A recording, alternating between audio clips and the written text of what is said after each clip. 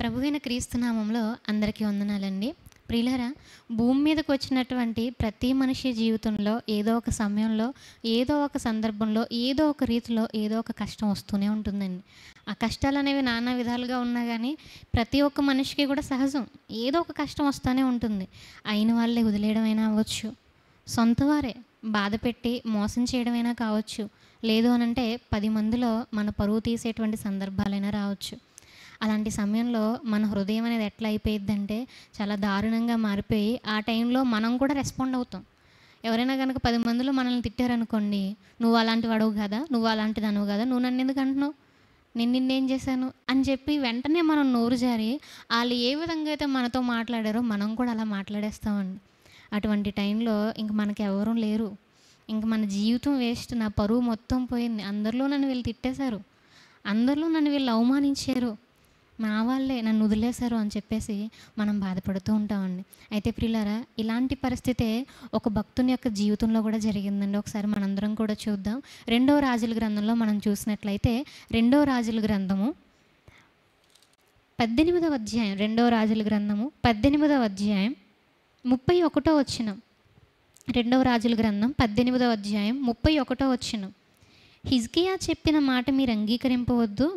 అష్షూరు రాజు సెలవిచ్చినదేమనగా, నాతో సంధి చేసుకుని నా యొద్దకు మీరు బయటికి వచ్చిన యెడల మీలో ప్రతి మనిషి తన ద్రాక్ష చెట్టు ఫలమును తన అంజూరపు చెట్టు ఫలమును తినుచు తన బావి నీళ్లు త్రాగుచూ ఉండును.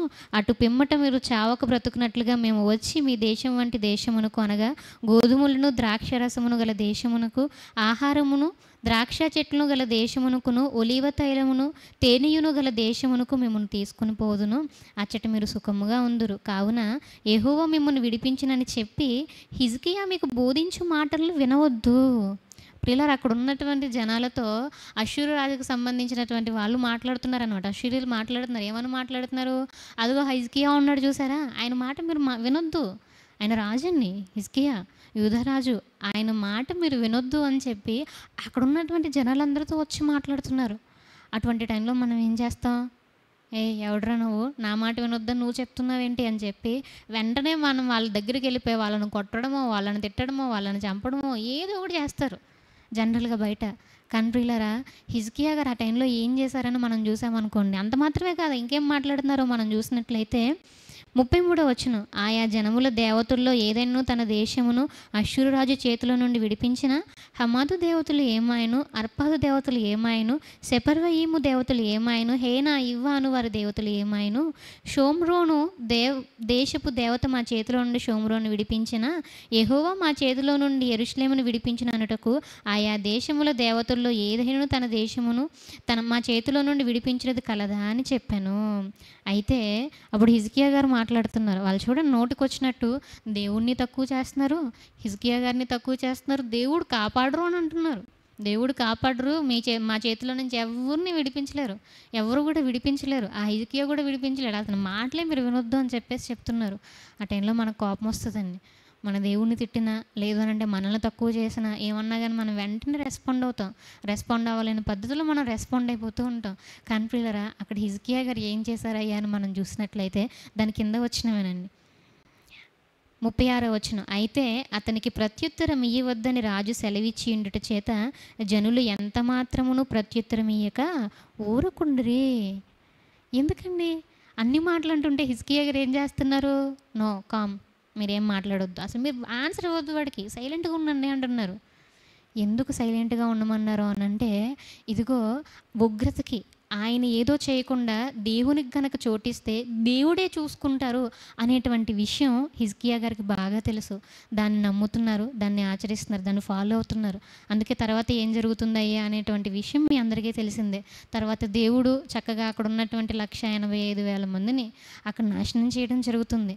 అదేవిధంగా ఎవరైతే ఈ కారుకూతులు కూస్తూ ఉంటారో వాళ్ళని కూడా నాశనం చేయించడం అనేది జరుగుతుంది.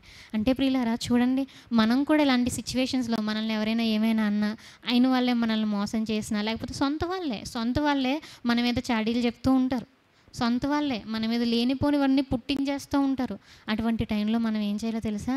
సైలెంట్గా ఉండి దేవుడికి మనం ప్రార్థన చేయాలి. అయ్యా, ఇట్లా ఉంది పరిస్థితి, వాళ్ళు ఎలా అంటున్నారు నువ్వే చూసుకో, అదే కదండి రోమీలకు రాసినటువంటి పత్రికలో కూడా ఒక మంచి మాట ఉంటుంది, అది చదువుకుని మనం క్లోజ్ చేసుకుందామండి. రోమీలకు రాసినటువంటి పత్రిక, రోమీలకు రాసిన పత్రిక 12వ అధ్యాయం, రోమీలకు రాసినటువంటి పత్రిక 12వ అధ్యాయం 19వ వచనం. ప్రియులారా, మీకు మీరే పగ తీర్చుకొనక దేవుని ఉగ్రతకు చోటీయుడి, పగ తీర్చుట నా పని, నేనే ప్రతిఫలమిత్తును అని ప్రభువు చెప్పుచున్నాడని వ్రాయబడి ఉన్నది. Praise God. చూసారని దేవుడు ఏం మాట్లాడుతున్నారు? మన జీవితంలో ఎలాంటి సందర్భాలు వచ్చినా, ఒకరు మనల్ని మోసం చేసినా, ఒకరు మనల్ని తిట్టినా, 10 మందిలో మన పరువు తీసిన ఎలాంటి పరిస్థితుల్లోనైనా కానీ మనం చేయాల్సింది ఏంటో తెలుసా? అదిగో హిజ్కియా గారు చేశారు. సైలెంట్గా ఉండడం, మనం మాట్లాడదు, దేవుడు చూసుకుంటారు. అదేవిధంగా ప్రతి పరిస్థితుల్లో కూడా మనం అదేవిధంగా రెస్పాండ్ అవ్వాలి. అయ్యా నేను ఎలా ఉన్నానో నీకు తెలుసు కదా, నేను సరే వాళ్ళు నేను మంచోని కాదన్నారు, నేను మంచిదాన్ని కాదన్నాను, మీరు రూమర్స్ స్ప్రెడ్ చేస్తున్నారు వాళ్ళు, కానీ నీకు తెలుసు కదయ్యా, నీ ఇష్టమయ్యా, నువ్వే చూసుకో అని మనం వదిలిపెట్టామనుకోండి, ఎలా ఉందో చూసారు అక్కడ పరిస్థితి. ఎవరైతే అక్కడ హిజ్కియా గారిని అవమానించారో, ఎవరైతే ఎన్ని మాటలు అన్నారో, ఆ తర్వాత నెక్స్ట్ డే మార్నింగ్ కనిపించకుండా పోయారు వాళ్ళందరూ. అదేవిధంగా పిల్లలు అంటే వాళ్ళు ఎవరో నాశనం అవ్వాలని కాదులే, కానీ మన యొక్క జీవితంలో మనం దేవుడిని నమ్ముకుని, మనం దేవునికి కనుక ప్రతి విషయంలో కనుక స్థానం ఇచ్చి అయ్యా నువ్వే చూసుకొని ఆయనకు అప్పగించామనుకోండి, మన జీవితం అనేది చాలా బ్యూటిఫుల్గా ఉంటుంది. కాబట్టి పిల్లరా, ప్రతి సందర్భంలో ప్రతి ఒక్కరూ కూడా దేవునికి చోటు ఇవ్వాలని చెప్పేసి ప్రభు పేరట మనవి చేసుకున్నానండి. ప్రార్థన చేసుకుందాం. ప్రార్థన. పరలోకమందున్న మా తండ్రి, దయగల దేవ, ప్రేమగల తండ్రి, పరిశుద్ధుడా అయ్యా, ఈ ఉదయకాల సమయంలోనైనా తండ్రి, ఎటువంటి పరిస్థితుల్లోనైనా కానీ తండ్రి, మేము ఎక్కడా కూడా తండ్రి మీకు విరోధంగా మాట్లాడకుండా మీరు చూసుకుంటారు అని తండ్రి ప్రతిదీ కూడా తండ్రి మీకు అప్పగించాలని మాకు నేర్పించిన విధానాన్ని బట్టి కృతజ్ఞతలయ్యా తండ్రి. ఇంకా మాలో ఏ బలహీనతలు ఉన్నాయో నాయన, వాటన్నిటినీ తీసివేసుకున్నాయన మీరు డైలీ మాతో మాట్లాడుతున్న ప్రకారంగా మేమందరం జీవించే విధంగా మాకు సహాయం చేయండి నాయన. అదేవిధంగా తండ్రి, ఈ మాటలు ఎవరైతే వింటూ ఉన్నారో నాయన, ప్రతి ఒక్కరిని కూడా దీవించి ఆశీర్వదించమని, వారి యొక్క జీవితాన్ని తండ్రి వాక్యానుసారంగా కట్టుకునే విధంగా సహాయం చేయమని కోరుకుంటూ, మరి ఒకసారి మీకు కృతజ్ఞతాస్తుతులు తెలియజేసుకుంటూ ఈ యొక్క ప్రార్థన క్రీస్తు వారి పేరిట అడిగి వేడుకుంటున్నాం తండ్రి. ఆమెన్. అందరికీ వందనాలండి. God bless you.